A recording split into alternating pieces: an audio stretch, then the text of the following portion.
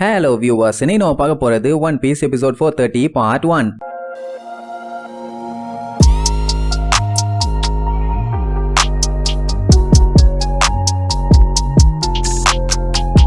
Open பண்ணா ஒரு வழியா பழைய கதைக்கே திருப்பி வந்துட்டாங்க. கடைசியா அந்த 3ஆம் நம்பர் பையில மீட் பண்ணாங்கல்ல, அதான் crocodileோட அடியாளு பரக்கு ஒர்க்ஸ்ல கூட வேலை பார்த்துட்டு இருந்தானே அந்த மூதேவி. அங்க கட் பண்ணி கண்ட்ரோல் ரூமை காட்டுறாங்க. அங்க இருக்கவனுங்க எல்லாம் கேஷுவலா ஜாலியா கார்டு கேம் விளையாண்டுட்டு இருப்பானுங்க. அவனுங்களை அந்த ஃப்ளோர்ல போடும்போது பயந்துகிட்டே தான் வந்தானுங்களாமா, என்ன ஆகுமோ ஏதாகுமோன்னு. சொல்ல போனா செத்துருவோன்னு கூட நினைச்சானுங்க. ஆனா இவங்க நினைச்ச மாதிரி இல்ல, அந்த இடம் ரொம்பவும் பீஸ்ஃபுல்லாவும் அமைதியாவும் இருக்காமா. உடனே கூட இருந்தவன் என்ன சொல்லுவான், டே கொய்யால இது தாண்டா இருக்கிறதுலயே ஒஸ்டான ஃப்ளோர்னு. என்னன்னா இதுதான் லோவஸ்ட் ஃப்ளோர் அண்ட் இங்கதான் ரொம்ப ரொம்ப மோசமான வில்லனுங்கெல்லாம் இருக்கானுங்க. சொல்ல போனா ஒவ்வொருத்தனோட பெரியுமே 100 மில்லியனுக்கு மேலதான் இருக்கும். அதனாலதான் இங்க செக்யூரிட்டி எல்லாம் பயங்கர டைட்டா இருக்குது. அதனாலேயே இந்த இடத்த நரகம்னு சொல்லுவாங்க. என்னதான் அவனுக்கு ஸ்ட்ராங்கான வில்லப்பள்ளியாவே இருந்தாலும் இங்க இருந்து அந்த வில்லப்பள்ளி எல்லாம் தப்பிக்கணும்னா செவுத்தெல்லாம் உடச்சுக்கிட்டு டீப் சீக்குள்ள தான் போகணும். அப்படியே இவனை கஷ்டப்பட்டு உடச்சுக்கிட்டு போனாலும் கரெக்டா தப்பிச்சு மேல சன்ன பாக்குறதுக்குள்ளேயே அவனை மொத்தமா காலி பண்ணிடுவானுங்க, இல்ல மூச்சு முட்டி அவனுங்களே செத்துருவானுங்க. அப்போ இப்படி ஒரு நரகத்துல இருக்கிறதுக்கு ஈஸியா செத்துடலாம் போலியேன்னு ஜாலியா பேசி சிரிச்சுட்டு இருப்பானுங்க. அப்போ ஒருத்தன் அடிச்சு புடிச்சு வந்து இந்த மாதிரி வார்டனும் வைஸ் வார்டனும் இப்ப வந்துகிட்டு இருக்காங்க.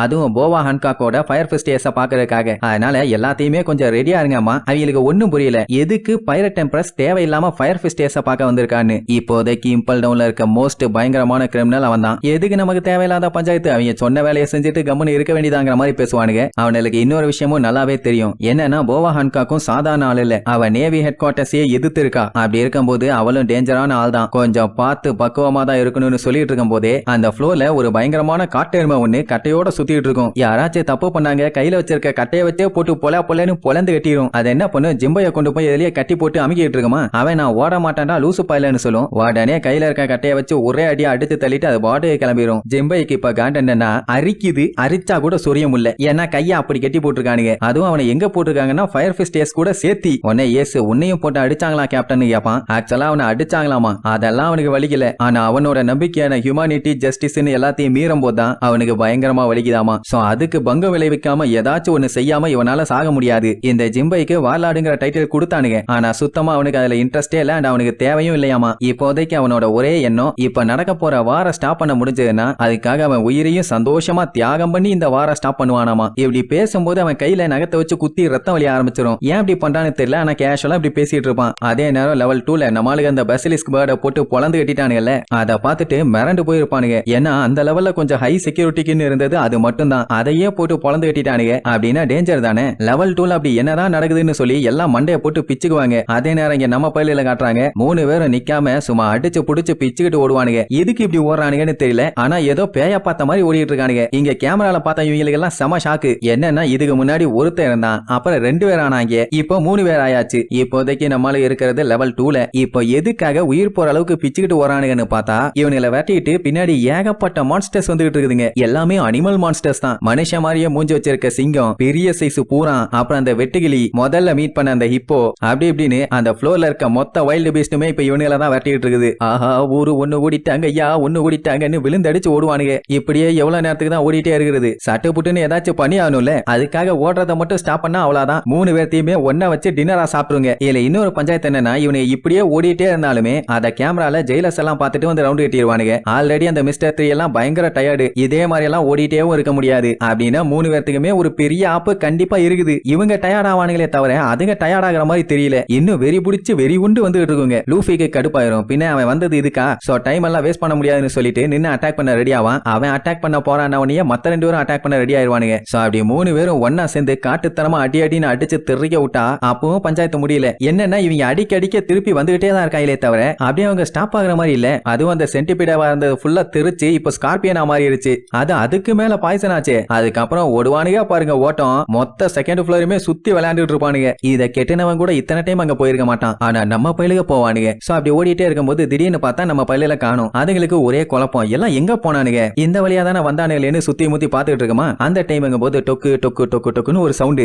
எல்லாம் காதை நல்லா தீட்டி வச்சு கேக்குங்க. அப்படின்னா நம்ம கிட்ட இருந்து தப்பிச்சு போறோம்னு வேற எந்த பக்கமோ நடந்து போயிட்டு இருக்கானுங்கன்னு. சோ அப்படி தீவிரமா சவுண்டை கேட்டுட்டு சத்தம் எங்க வருதோ அந்த திசையை நோக்கி வேகமா ஓடுவாங்களா. கடைசியில பார்த்தா அவங்க எங்க இருந்தாலும் அங்கதான் பயிலுக ஒளிஞ்சிட்டு இருந்திருக்கானுங்க. அப்ப அந்த சத்தம் கேட்டது எப்படின்னா எல்லாம் நம்ம பகியால. பையன் அவனோட காலை மட்டும் நடக்க விட்டு டைவர்ட் பண்ணியிருக்கான். எப்படி நான் மாசு இல்லன்னு சொல்லி விழுந்து விழுந்து சிரிப்பான். உடனே அவன் சிரிப்பே அவன் மூஞ்சில வந்து சொத்துன்னு அடிக்கும். அதாவது அவங்க ஏமாறல, மறுபடியும் கண்டுபிடிச்சிட்டாங்க. ஆக்சுவலா பகி லெவல் 2ல ஒரு பெரிய லயன் ஒன்னு இருக்குன்னு கேள்விப்பட்டிருக்கான். அதுதான் பாஸ் ஆமா. இது அந்த மிஸ்டர் 3யும் கேள்விப்பட்டிருக்கான். ஆக்சுவலா அது மனுஷங்களை சாப்பிடுற ஒரு லயன். அதோட மூஞ்சுமே மனுஷங்க மாதிரி தான் இருக்கும். அத மேன்டிகோர்ஸ்னு சொல்லுவாங்க. அந்த மாதிரி ஒண்ணுகிட்ட இவங்க மாட்டினாங்கன்னா இவங்க எலும்ப கூட மிச்ச வைக்காம அது முழுசா தின்னுரும். அப்படின்னா எந்த அளவுக்கு கொடூரமான மிருகங்கள் பாருங்க. சோ இப்படி இவங்க ஓடிட்டு இருக்கும்போது திடீர்னு சாவிய குடுன்னு ஒரு சவுண்ட். என்ன இங்கதான் பிரிசனஸே இல்லையே, திடீர்னு எங்க இருந்து சவுண்ட் வருதுன்னு பார்த்தா அந்த லயன்ஸுங்க தான் அப்படி கத்திட்டு வருதுங்க. அதனால மிஸ்டர் 3 அதை நோட் பண்ணாத, நம்மள ஏமாத்துறக்காண்டி அந்த மாதிரி கத்தும்பா. அதுவும் புதுசா இன்னும் வேர்ட்ஸ் எல்லாம் சொல்லி கத்துங்க. வலிக்குது, காப்பாத்து காப்பாத்துன்னு. ஆக்சுவலா செல்லுக்குள்ள அந்த கைதிங்க எல்லாம் கத்திட்டு கிடப்பானுங்கல்ல, அதை அப்படியே உள்வாங்கி இது கத்திட்டு இருக்குது. அவனுங்க என்ன சொல்லி கத்தனானுங்க, இப்ப அதுங்க சொல்லிட்டு இருக்க வேர்டுக்கு என்ன மீனிங்னு கூட அதுக்கு தெரியாது. அப்ப எந்த அளவுக்கு இதுங்க டேமேஜ் ஆன டேஞ்சரஸ் ஃப்ளோ. 1-2 சாப்பாடுகளை பத்தி பேசும்போது தான் லூஃபி திரும்பிடுவான். பக்கி மண்டையிலே ஒரு போட போட்டு திரும்பாத நேரா போன்னு சொல்லி கூட்டு போவான். அப்ப லூஃபி இருந்துகிட்டு நீ எங்களுக்கு ஹெல்ப் பண்றதுக்கு தானே எங்க கூட வந்துட்டு இருக்காம்பா.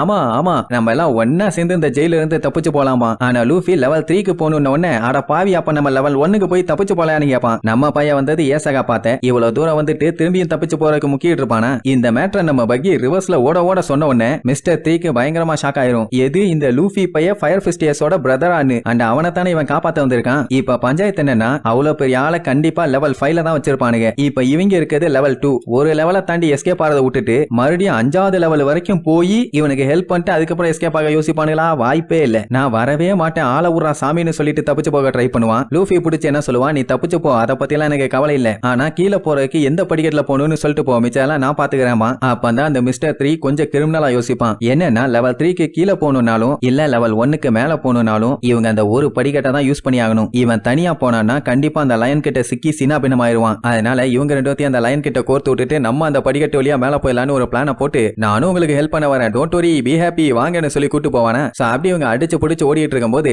அந்த மிஸ்டர் 3 வாங்க நான் உங்களுக்கு ரூட்டு காட்டுறேன்னு எதுலயோ போய் டம்முன்னு இடிச்சு பொத்துன்னு விழுவான். இடிச்ச உடனே காட்டுத்தனமா உருமுறை சவுண்ட் கேக்குமா. என்னது இது, ஏதோ ஒன்னு அசைற மாதிரி இருக்குதுன்னு பேன்னு பாப்பானுங்க. அப்புறம் தான் மிஸ்டர் 3 பார்த்துட்டு பயங்கரமா ஷாக் ஆவான். என்னடான்னா இதுதான் லெவல் 2ல படிக்கட்டுகளை பாதுகாத்துக்கிட்டு இருக்க கார்டியன் ஸ்பிங்க்ஸ். மனிதர்களை மாதிரியே மூஞ்சி வச்சிருக்க ஒரு மூதேவி. அப்படியே கேஷுவலா நம்ம ஆளுகளை திரும்பி பார்க்கும். லூஃபி பார்த்துட்டு இது என்ன சிங்கமா இல்ல தாத்தாவா, மூஞ்சி பார்க்க நெப பேடா இருக்குமா. அந்த டைம் நம்ம ஆளுகளை விரட்டிட்டு வந்துச்சே பீஸ்டுங்க. அதுங்களே அந்த பெரிய சைஸ் லயனை பார்த்து பீதியாகி ஆள ஊரா சாமின்னு சொல்லி கத்திட்டே அங்க இருந்து ஓடிடுங்க. இப்ப இவங்களுக்கு சம பீதி. ஐயோ அடுத்து என்ன ஆகுமோ ஏதாகுமோன்னு. அந்த டைம் அந்த சிங்கம் அப்படியே திரும்பி தின் நூடுல்ஸ்னு சொல்லும். நூடுல்ஸா, என்னடா நூடுல்ஸ்னு ஷாக்கா கேட்டுட்டு இருக்கும் போதே கைய ஓங்கி சைனீஸ் நூடுல்ஸ்னு ஒரே அடி. நம்ம ஆளுக தெரிச்சடிச்சு ஓடுவானுங்க. அதோட விடலையே vegetable noodles, chicken biryani, mutton biryani, mutton குஸ்கான்னு அடுத்தடுத்து ஒவ்வொரு டிஷ் பேரையா சொல்லி நம்ம ஆளுகளை அட்டாக் பண்ணும். ஏன் ஸ்பைசியான ஷெஸ்வான் நூடுல்ஸ் எல்லாம் சொல்லும். இதுக்கு முன்னாடி ரெஸ்டாரண்ட்ல பேரரா வேலை பார்த்ததா எல்லா டிஷ்ஷோட பேரையுமே கரெக்டா சொல்லுதுன்னு அடிச்சு புடிச்சு ஓடுவானுங்க.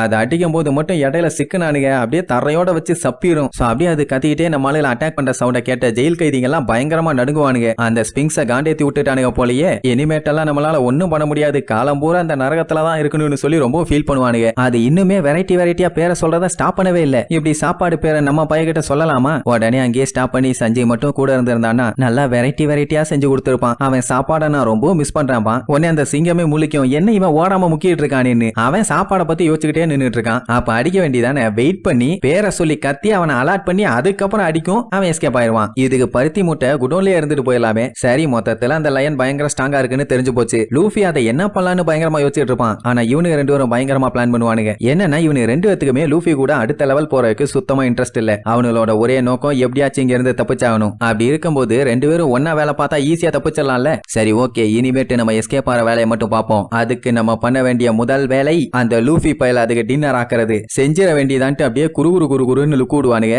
லூஃபி அதெல்லாம் நோட் பண்ணாம இந்த சிங்கத்தை எப்படி சரிக்கலாம்னு சொல்லிட்டு கொடூரமா லுக்கூறதோட இந்த எபிசோடுக்கு எண்டு கார்டு போட்டு முடிக்கிறாங்க.